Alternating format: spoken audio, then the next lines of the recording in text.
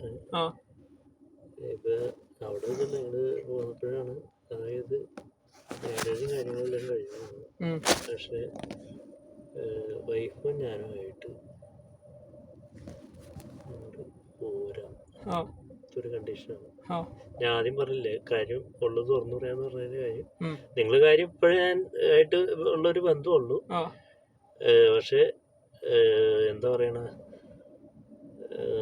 പറയാൻ മടിയുണ്ട്. എന്താണ് പറഞ്ഞതിൽ കുഴപ്പമുണ്ടാ?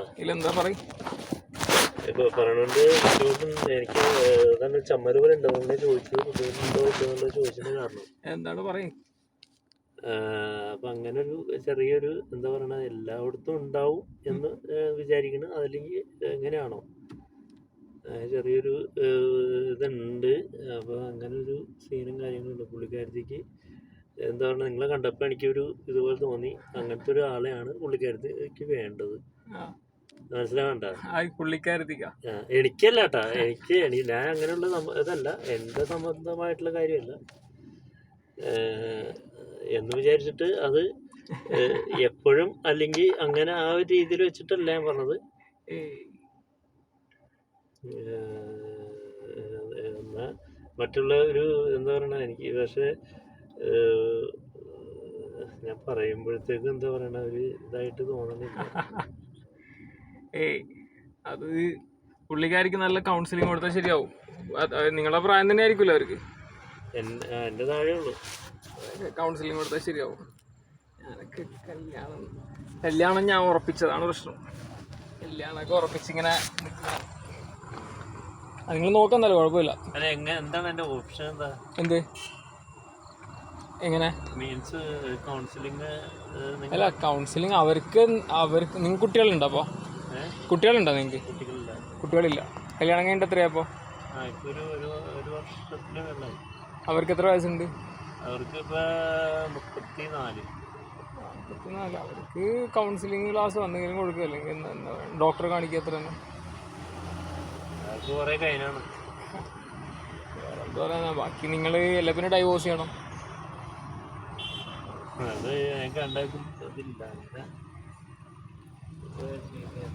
നിങ്ങളുടെ ഫിക്സ് ചെയ്യണം.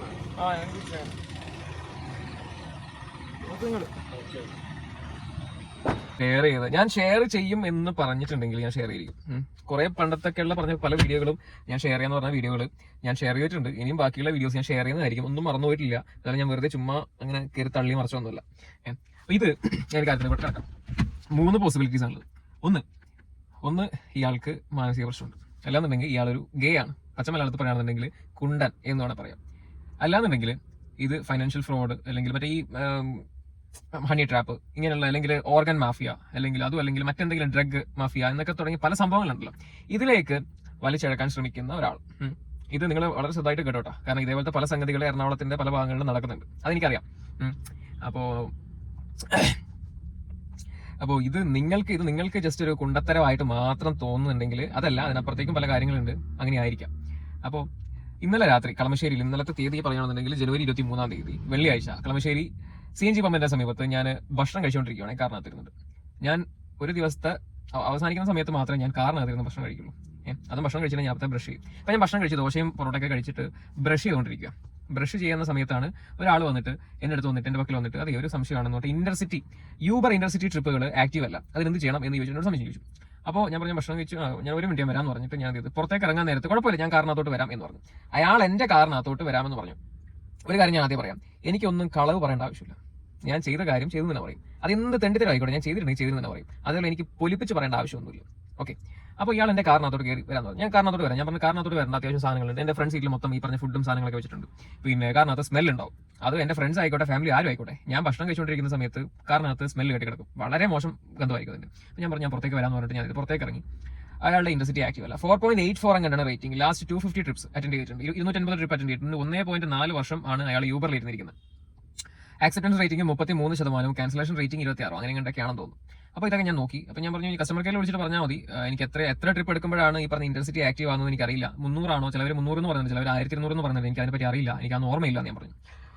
ഞാൻ എന്നിട്ട് കസ്റ്റമർ കെയറിൽ വിളിച്ചിട്ട് നോക്കുമ്പോൾ കണക്ട് ആവുന്നില്ല.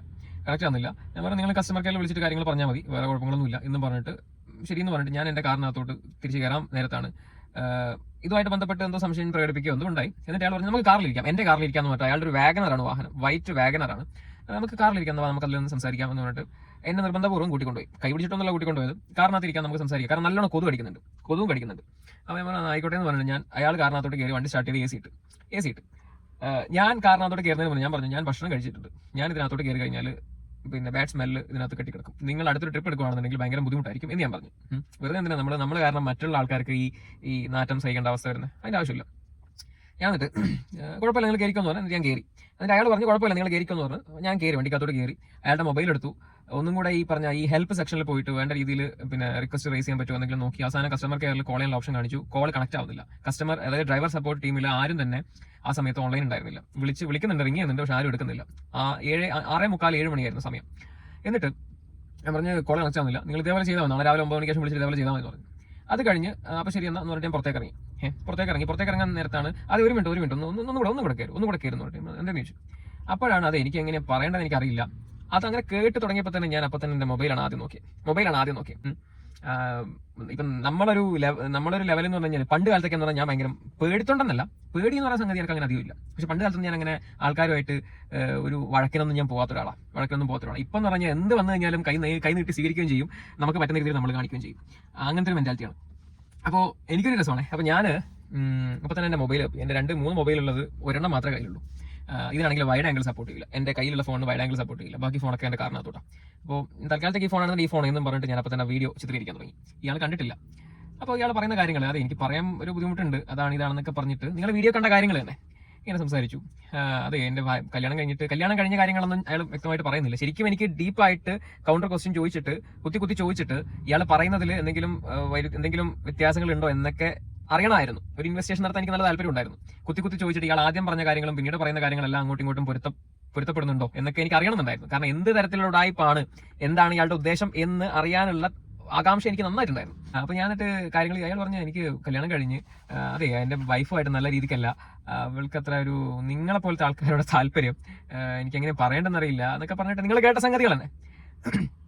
ഇനി ഞാൻ പറയാം, ഒന്നുകിൽ ഇയാൾ ഒരു കുണ്ടനാണ്, ഗേ ആണ്, അല്ലാന്നുണ്ടെങ്കിൽ തീരെ ഉളുപ്പില്ലാത്ത ആണത്തം ഇല്ലാത്ത, നമ്മൾ പച്ച മലയാളത്തിൽ പറയുകയാണെന്നുണ്ടെങ്കിൽ സംഗതി പൊങ്ങാത്ത ഒരുത്തൻ തൻ്റെ ഭാര്യയെ സൂചിപ്പിക്കാൻ വേണ്ടി നടക്കുന്ന ഒരുത്തൻ. ഇന്ന് പലതരത്തിലുള്ള ഫാന്റസി ഉണ്ട്. അതായത് ഈ കപ്പിൾസ് തമ്മിൽ അതായത് എക്സ്ട്രാ മാരിറ്റൽ അഫയേഴ്സുള്ള ആൾക്കാരുണ്ട്, അതല്ലാതെ സ്വന്തം ഭാര്യ അല്ലെ ഭർത്താവ് അറിഞ്ഞുകൊണ്ട് തന്നെ പല രീതിയിലുള്ള പല അന്യ പുരുഷന്മാരോ അല്ലെ അന്യ സ്ത്രീകളുമായിട്ട് ഈ പറഞ്ഞ ലൈംഗിക ബന്ധത്തിൽ ഏർപ്പെടുന്ന ആൾക്കാരുണ്ട്. കക്കോൾഡ് എന്നൊക്കെ പറയും, അതിന് പല ടേംസും കാര്യങ്ങളൊക്കെ ഉണ്ട്. അപ്പോൾ അങ്ങനെയുള്ള പല ഫാന്റസി, അതായത് സ്വന്തം ഭാര്യ അന്യ പുരുഷന്റെ കൂടെ ഈ പ്രവൃത്തികൾ ചെയ്യുന്ന അതിൽ ആനന്ദം കണ്ടെത്തുന്ന ആൾക്കാരുണ്ട്. എന്തിനറിയാം, ഇവിടെ തന്നെ ഈ സോഷ്യൽ മീഡിയയിൽ നടക്കുന്ന പല വെടികളും ഉണ്ടല്ലോ. അതായത് ഈ പറഞ്ഞ പല ആക്ട്രസ്മാർ അല്ലെങ്കിൽ പല സോഷ്യൽ മീഡിയ ഇൻഫ്ലുവൻസർമാർ ഈ അഡൾട്ട് മൂവീസിലൊക്കെ അഭിനയിക്കുന്ന, ഇവിടെയൊക്കെ മറ്റേ ആദരിക്കുന്ന, ഇവിടുത്തെ സംസ്ഥാന സർക്കാർ പോലും അവാർഡ് കൊടുത്ത് ആദരിച്ച ഇങ്ങനെയുള്ള പല വേശ്യകളും നമ്മളെ ചുറ്റിലുമുണ്ട്. കാലം മാറിപ്പോയി. പണ്ട കാലത്തൊക്കെ എന്ന് പറഞ്ഞു കഴിഞ്ഞാൽ ഈ പിന്നെ തിലകനും മറ്റേ നെടുമുടി വേണുവും ഇങ്ങനെയുള്ള ആൾക്കാരൊക്കെ അവരുടെ പിന്നെ അഭിനയ മഹാത്മ്യം കൊണ്ടാണ് അവരൊക്കെ അന്ന് അവാർഡ് നേടിക്കൊണ്ടിരുന്നത്. ഇന്നത്തെ കാലത്ത് എന്ന് പറഞ്ഞു കഴിഞ്ഞാൽ നിങ്ങൾ എന്തെങ്കിലും വൾഗാരിറ്റി അല്ലെങ്കിൽ ഇങ്ങനെ എന്തെങ്കിലും തുണി ഉരിച്ച് കാണിക്കുകയോ അല്ലെങ്കിൽ ഇങ്ങനെയുള്ള ആൾക്കാർക്കൊക്കെയാണ് ഇന്നത്തെ കാലത്ത് വാല്യൂ ഉള്ളത്. കാലം മൊത്തം മാറിപ്പോയി. അപ്പോൾ ഒന്നുകിൽ ഇയാൾ സ്വന്തം ഭാര്യയെ കൂട്ടിക്കൊടുക്കാൻ നടക്കുന്നിടത്ത് ഞാൻ ചോദിച്ചു ആ ഭാര്യയ്ക്ക് എത്ര വയസ്സുണ്ട്, 34 വയസ്സാണെന്ന് പറഞ്ഞു. ഈ കാണുന്ന വ്യക്തിയെ ഞാൻ അയാളുടെ വീഡിയോ മൊത്തം ചിത്രീകരിച്ചിട്ടുണ്ട്, വണ്ടിയുടെ നമ്പറും എല്ലാം എൻ്റെ പക്കലുണ്ട്, വീഡിയോസ് ഉണ്ട്. ഞാനത് കാണിക്കുന്നതിന് മുന്നേ ഞാൻ ഈ ഒരു വീഡിയോ തൽക്കാലത്തേക്ക് ഷെയർ ചെയ്യാന്ന് വിചാരിച്ചു. അതിന്റെ ഇയാളുടെ മുഖം അടക്കം ഞാൻ റിവീൽ ചെയ്യുന്നതിന് മുന്നേ ഇയാൾ ഇനി എവിടെയെങ്കിലും എന്നെ വെച്ച് കാണാൻ ഇടയായി കഴിഞ്ഞാൽ എൻ്റെ അടുത്ത് വന്ന് മാപ്പ് അപേക്ഷിക്കണം. അല്ലാത്ത പക്ഷം ഞാൻ ഇയാളുടെ മോന്തയും ഒക്കെ വെച്ചിട്ട് ഞാൻ എന്തായാലും വീഡിയോ ചെയ്യുന്നതായിരിക്കും. നിങ്ങൾ ചെയ്തത് ശുദ്ധ തെണ്ടിത്തരമാണ്. കാരണം നിങ്ങളൊരു ക്യാബ് ഡ്രൈവർ ആയിരുന്നിരിക്കെ ഇയാൾ പറയുന്നത് 10-12 വണ്ടി ഉണ്ട് ഇയാളുടെ പക്കൽ. അപ്പോൾ ഒരു വണ്ടി വേക്കൻറ്റ് വന്നപ്പോൾ ഞാൻ അതിൽ കയറി ഓടിക്കുന്നതാണ് ഇപ്പം എന്നാണ് എന്നോട് പറഞ്ഞത്. 1.5 വർഷമായി 250 രൂപ ആകെ എടുത്തിട്ടുള്ളൂ ഇയാൾ. അപ്പോൾ ഇതൊക്കെ എത്രമാത്രം ശരിയാണെന്ന് എനിക്കറിയില്ല. പക്ഷെ നിങ്ങളൊരു ക്യാബ് ഡ്രൈവർ ആണെന്നിരിക്കെ നിങ്ങൾ ഈ ചെയ്യുന്നത് തെണ്ടിത്തരല്ലേ. ചെയ്തത് തെണ്ടിത്തരം എന്ന് പറഞ്ഞാൽ നിങ്ങൾ പാസഞ്ചേഴ്സുമായിട്ട് നിങ്ങൾ അപ്പോൾ എങ്ങനെ ഇടപെടുന്നത്? അതെനിക്കൊരു സംശയമാണ്. കാരണം ലേഡീസോ അല്ലെങ്കിൽ ഇങ്ങനെയുള്ള പയ്യന്മാരൊക്കെ കയറി കഴിഞ്ഞാൽ നിങ്ങൾ ഇതേപോലെയുള്ള സംസാരങ്ങളാണെന്നുണ്ടെങ്കിൽ അത് തീർത്തും തെറ്റായിട്ടുള്ളൊരു കാര്യമാണ്. ഇന്ന് ഒന്നാമത് ഇപ്പം കഴിഞ്ഞ ദിവസം നടന്ന ദീപക് എന്ന് പറഞ്ഞ വ്യക്തിയുടെ മരണവുമായിട്ട് ബന്ധപ്പെട്ടിട്ട് സമൂഹ മാധ്യമങ്ങളിലും അല്ലെങ്കിൽ നമ്മുടെ ചുറ്റും ഈ പറഞ്ഞ പലതരത്തിലുള്ള പ്രകോപനങ്ങളും പ്രക്ഷോഭങ്ങളും ഒക്കെ ഉണ്ടാകുന്നുണ്ട്. അതിനിടയിലാണ് നിങ്ങളെ പോലത്തെ ഈ പിന്നെ ഞരമ്പന്മാരോ അല്ലെങ്കിൽ ഇങ്ങനെയുള്ള കൂട്ടിക്കൊടുപ്പുകാരോ അല്ലെങ്കിൽ ഇങ്ങനെയുള്ള ഈ ഡ്രഗ് അല്ലെങ്കിൽ ഓർഗൻ മാഫിയ അല്ലെങ്കിൽ ഇങ്ങനെയുള്ള സെക്സ് റാക്കറ്റുകളിലൊക്കെ പെടുന്ന പോലത്തെ ഇത്തരത്തിലുള്ള ആൾക്കാർ ഈ പണിക്കിറങ്ങുന്നത്. ശരിക്കും ഇയാളുടെ ഉദ്ദേശം എന്താണെന്നുള്ളത് എനിക്കറിയാൻ നല്ല താല്പര്യമുണ്ട്. അതുകൊണ്ടാണ് ഞാൻ പറയുന്നത്, ഈ വീഡിയോ നിങ്ങൾ പിന്നെ ഈ പറഞ്ഞ ആളുടെ ആരെങ്കിലും കാണുകയാണെന്നുണ്ടെങ്കിൽ എന്നെ അടുത്ത് വന്നിട്ട് നേരിട്ട് വന്ന് ക്ഷമാപണം നടത്തുക. ഞാൻ കളമശ്ശേരി ഭാഗത്തൊക്കെ തന്നെ ഉണ്ടാവും. കളമശ്ശേരിയോ എവിടെയാണ് എൻ്റെ വണ്ടി മിക്ക ആൾക്കാർക്കും അറിയാം. ഇവിടുത്തെ എറണാകുളത്ത് ഓടുന്ന മിക്ക ആൾക്കാർക്കും എൻ്റെ വണ്ടി അറിയാം. കാറിനകത്ത് വെച്ചിട്ട് ഇയാൾ എന്നോട് ഈ കാര്യങ്ങളൊക്കെ സംസാരിക്കുമ്പോൾ എനിക്ക് ശരിക്കും പറഞ്ഞാൽ എനിക്ക് ചിരിയാണ് വരുന്നത്. എനിക്ക് ചിരി എന്ന് പറഞ്ഞാൽ നിസ്സഹായ അവസ്ഥയില്ലേ. അല്ല, നമുക്ക് ഇപ്പം നമ്മളോട് ഒരുത്തൻ വെറുതെ വന്ന് കോത്തൊരുത്തനാണെന്നുണ്ടെങ്കിൽ നമുക്ക് ഉന്തോ തള്ളോ അടിയോ പിടിയോ തെറിയോ എന്തെങ്കിലും നമുക്ക് കാണിച്ചു കൂട്ടാം. ഇതൊക്കെ എന്ന് പറഞ്ഞാൽ ഞാൻ എന്ത് പറയണേ, ട്രെയിനിലോ അല്ലെങ്കിൽ ഇപ്പം അനാവശ്യമായിട്ട് ദേഹത്തിൽ എന്തെങ്കിലും തരത്തിൽ സ്പർശിക്കുകയോ അങ്ങനെ എന്തെങ്കിലും ഉണ്ടായിട്ടുണ്ടെങ്കിൽ ഉറപ്പായിട്ട് ഞാൻ ചെവിടി അടയ്ക്കാൻ കൊടുക്കും. കാറിനകത്ത് തന്നെ ചവിട്ടിക്കൂട്ടെന്ന് പറഞ്ഞാൽ ചവിട്ടിക്കൂട്ടും, ഒരു സംശയമില്ല, ചവിട്ടിക്കൂട്ടും. പക്ഷെ ഇതിപ്പോ എന്ന് പറഞ്ഞാൽ ഇയാൾ ഏതെങ്കിലും മാനസിക രോഗിയാണെന്നുണ്ടെങ്കിൽ വെറുതെ ഇയാളെ അടിക്കുകയോ പിടിക്കുകയോ അല്ലെങ്കിൽ തെറി പറഞ്ഞിട്ട് ഇതാക്കണ്ടല്ലോ എന്ന് വെച്ചിട്ടാണ് ഞാനത് വിട്ടുകൊടുത്ത്. ഒരു കൗൺസിലിങ്ങിനൊക്കെ ഒരു കൗൺസിൽ ചെയ്യുന്ന ഒരു വ്യക്തി അല്ലെങ്കിൽ സൈക്കോളജി അറിഞ്ഞൊരു വ്യക്തിയൊക്കെ ആണെന്നുണ്ടെങ്കിൽ ഒരിക്കലും ഇങ്ങനെയുള്ള ആൾക്കാരെ എന്ത് ചെയ്യില്ല, തരം താഴ്ത്താനോ അല്ലെങ്കിൽ തെറി പറയാനോ അടിക്കാനോ പിടിക്കാനോ ഒന്നും നിൽക്കൂല. പക്ഷെങ്കിൽ ഒരു കാര്യം ഞാൻ പറയാം, ഇയാൾ പറഞ്ഞതുപോലെ ഇയാളുടെ ഭാര്യനെ സൂചിപ്പിക്കാൻ വേണ്ടിയിട്ടൊന്നുമല്ല എൻ്റെ അടുത്ത് വന്നത്. ഇയാളുടെ ഉദ്ദേശം മറ്റെന്തോ ആണ്. കാരണം എൻ്റെ സാഹചര്യം, എൻ്റെ ജീവിത ശൈലി കാര്യങ്ങളൊക്കെ വളരെ കൃത്യമായിട്ട് മനസ്സിലാക്കിയിട്ടുണ്ട്. അത് മുതൽക്കൂട്ടാക്കിയിട്ട് അതിൽ കയറി പിടിച്ചുകൊണ്ട് അല്ലെ അത് മനസ്സിലാക്കിയിട്ടാകണം ഇയാൾ എന്നെ ടാർഗറ്റ് ചെയ്യുകയും എന്നെ ഇയാളുടെ എന്ത് പ്രവൃത്തിയാണെന്ന് എനിക്കറിയില്ല അതിലോട്ട് വലിച്ചിടക്കാൻ ശ്രമിച്ചത്. അപ്പോൾ ഡ്രൈവർമാരിൽ പല തരത്തിലുള്ള പുഴുക്കുത്തുകളുണ്ട്. കച്ചവടം നടത്തുന്ന ലഹരി കച്ചവടം നടത്തുന്ന ആൾക്കാരുണ്ട്, ക്രിമിനലുകളുണ്ട്, ഈ പറഞ്ഞ സെക്സ് റാക്കറ്റ് പരമായിട്ടുള്ള ഇങ്ങനെയുള്ള സംഗതികൾ നടത്തുന്ന ആൾക്കാരുണ്ട്. ഇതൊക്കെ ഈ പല തരത്തിലുള്ള ആൾക്കാർ ഈ മേഖലയിൽ ഈ പറഞ്ഞ ഓൺലൈൻ ടാക്സി ആയിക്കോട്ടെ ഏത് ടാക്സി ആയിക്കോട്ടെ ഇതിൽ പ്രവർത്തിക്കുന്നുണ്ട്. പകൽമാന്യന്മാരായിട്ടുള്ള ആൾക്കാരുണ്ട്, പലരും ഉണ്ട്. അതെനിക്ക് പറയേണ്ട ആവശ്യമില്ല, അതൊന്നും എനിക്ക് നോക്കേണ്ട ആവശ്യമില്ല, എന്തെങ്കിലും ആയിക്കോട്ടെ. കാരണം ഞാൻ ഇതിന്റെ ഈ പറഞ്ഞ ഓൺലൈൻ ടാക്സിയുടെ മണ്ടയിലിരിക്കുന്ന ആളൊന്നുമല്ലല്ലോ. ഞാൻ ജസ്റ്റ് ഡ്രൈവർ മാത്രം, എനിക്കതൊന്നും നോക്കേണ്ട ആവശ്യമില്ല. ഞാൻ ഇൻഡിപെൻഡന്റ് ആയിട്ട് ഓടുന്ന ഒരു ഡ്രൈവർ മാത്രം. കയ്യിലുള്ള ടാറ്റൂസ്, എന്റെ ബോഡി ലാംഗ്വേജ് ഇതൊക്കെ കണ്ടിട്ട് എന്റെ അടുത്ത് വന്നിട്ട് ഈ പറഞ്ഞ പല രീതിയിൽ അപ്രോച്ച് ചെയ്യുന്ന ആൾക്കാരുണ്ട്. അത് ഈ യങ് ആയിട്ടുള്ള ഈ പറഞ്ഞ പെൺകുട്ടികളും ഈ സ്ത്രീകൾ ആന്റിമാരടക്കമുള്ള ആൾക്കാർ പോലും പല രീതിയിൽ ഡ്രഗ്, അതേപോലെ ഈ പെൺവാണിഭം അല്ലെങ്കിൽ സ്വയം അവരെ ഒന്ന് സൂചിപ്പിക്കാൻ വേണം, അവരുമായിട്ട് ഇത്തരത്തിൽ മറ്റേ ഈ ഫിസിക്കലി ഏർപ്പെടാൻ വേണ്ടിയിട്ട് പോലും പിന്നെ എന്താണ് ചോദിച്ച ആൾക്കാർ എൻ്റെ പാസഞ്ചേഴ്സ് ലിസ്റ്റിലുണ്ട്. ഇത് പറയുമ്പം ഇവിടെ കുറച്ച് കാലങ്ങളായിട്ട് ഓടുന്ന ഡ്രൈവർമാരുണ്ടെന്നുണ്ടെങ്കിൽ ഞാൻ പറയുന്നതെല്ലാം സത്യമാണെന്ന് അവർ സമ്മതിക്കും. കാരണം അവർക്കും ഇതേപോലെ ഉള്ള അനുഭവങ്ങൾ ഉണ്ടായിട്ടുണ്ടാവും. ഈ ചില സ്ത്രീകൾക്ക് അല്ലെങ്കിൽ പെൺകുട്ടികൾക്കൊക്കെ ഈ ചില ഓരോ ടേസ്റ്റ് ആണ്. ചിലവർക്ക് കറുത്ത ആമ്പിളായിരിക്കും ഇഷ്ടം, ചിലവർക്ക് ടാറ്റൂ ഉള്ള ആൾക്കാരായിരിക്കും, ചിലവർക്ക് നല്ല വെളുത്ത ഈ മലപ്പുറം കാസർഗോഡ് ഭാഗത്തുള്ള നല്ല ചൊകാന്നിരിക്കുന്ന വെളുത്ത ആമ്പിളരെ ഭയങ്കര ഇഷ്ടമായിരിക്കും. അപ്പോൾ അങ്ങനെയാണ് അവരുടെ ഫാന്റസി എന്ന് പറഞ്ഞാൽ അങ്ങനെയൊക്കെയാണ് ഇന്നത്തെ കാലത്ത്. കുട്ടികൾ പോലും എൻ്റെ ഈ കോലം കണ്ടിട്ട് ഞാനൊരു ഡ്രഗ് അടിച്ച് നടക്കുന്നവരനാണെന്നുള്ളൊരു തോന്നൽ കാരണം ബ്രോ എൻ്റെ പക്കൽ കുറച്ച് സാധനമുണ്ട്, എങ്ങനെയെങ്കിലും ഒന്ന് സെയിലാക്കി തരാൻ പറ്റുമോ എന്ന് ചോദിച്ച പാസഞ്ചേഴ്സ് പോലും ഉണ്ടായിട്ടുണ്ട്.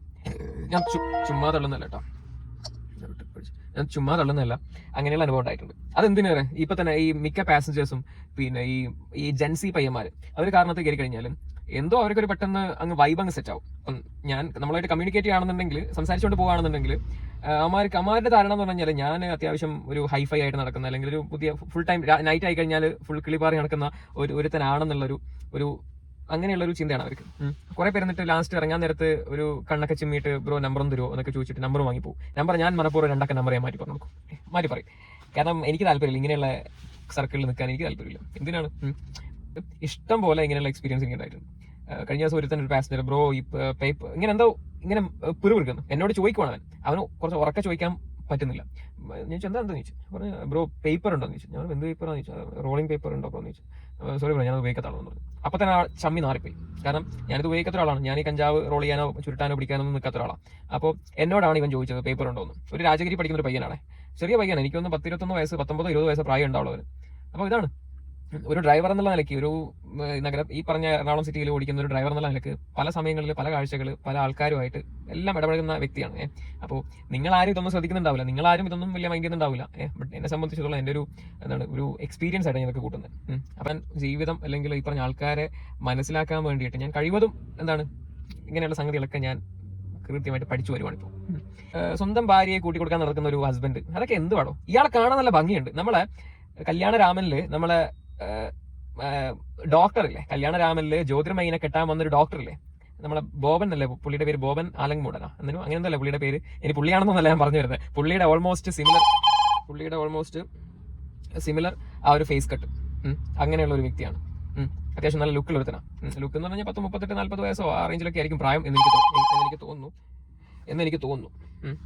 ഇവിടെ ആൾക്കാര് ചേട്ടാന്നാണ് അഭിസംബോധന ചെയ്യുന്നത്. നമ്മുടെ നാട്ടിലൊക്കെ ആണെന്നുണ്ടെങ്കിൽ ഏട്ടാന്നാണ് വിളിക്കാം, ഏട്ടാ ചേച്ചി എന്ന് വിളിക്കാം. ഇവിടെ ചേട്ടാ ചേച്ചി എന്ന് വിളിക്കാം. അപ്പോൾ ഈ പുള്ളിക്കാരന്റെ പേര് എനിക്ക് റിവീൽ ചെയ്യാൻ താല്പര്യമില്ല. ഇപ്പൊ നമ്മുടെ നാട്ടിൽ സുരേഷ് എന്ന് പറയുന്ന ഒരാളെ നമ്മൾ സുരേഷ് ഏട്ടാന്ന് വിളിക്കാം. പിന്നെ അതേപോലെ വരുൺ എന്ന് പറയുന്നത്, എന്റെ പേര് വരുൺ ആണെന്നുണ്ടെങ്കിൽ വരുൺ ഏട്ടാന്ന് വിളിക്കും. വരുണേട്ടാ. അപ്പോൾ ഈ പറഞ്ഞ വ്യക്തിയുടെ ലാസ്റ്റ് എങ്ങനെയാണ്, അപ്പം ഈ പറഞ്ഞ വ്യക്തിയെ നമ്മൾ എങ്ങനെയാണ് അഭിസംബോധന ചെയ്യുന്നത്, അല്ലെങ്കിൽ എങ്ങനെയാണ് നമ്മൾ വിശേഷിപ്പിക്കുന്നത് എന്ന് പറഞ്ഞു കഴിഞ്ഞാൽ ഇസ്ക, എന്തോ ഒരു ഇക്കയാണ്. ഇസ്ക എന്നാണ് ലാസ്റ്റ് പുള്ളിയെ നമ്മൾ പുള്ളിയെ വിളിക്കുമ്പോൾ നമ്മൾ ഇസ്ക എന്നാണ് പ്രൊണൗൺസ് ചെയ്യുന്നത്. ഞാനിനി ഒരു വിഭാഗത്തെ ഞാൻ അടിച്ചാക്ഷേപിക്കാൻ വേണ്ടിയിട്ട് വന്നൊന്നുമല്ല. പക്ഷെങ്കിൽ ഞാൻ പുള്ളിയുടെ പേരിൻ്റെ ലാസ്റ്റ് എസ് ആണ്. നമുക്ക് പുള്ളിയെ ഇസ്ക എന്ന് വിളിക്കാം. ഇസ്ക എന്ന് നമുക്ക് വിളിക്കാം. അപ്പോൾ ഞാൻ കസ്റ്റമറെ പിക്ക് ചെയ്യാൻ വേണ്ടി പോയിക്കൊണ്ടിരിക്കും. അപ്പോൾ തൽക്കാലത്ത്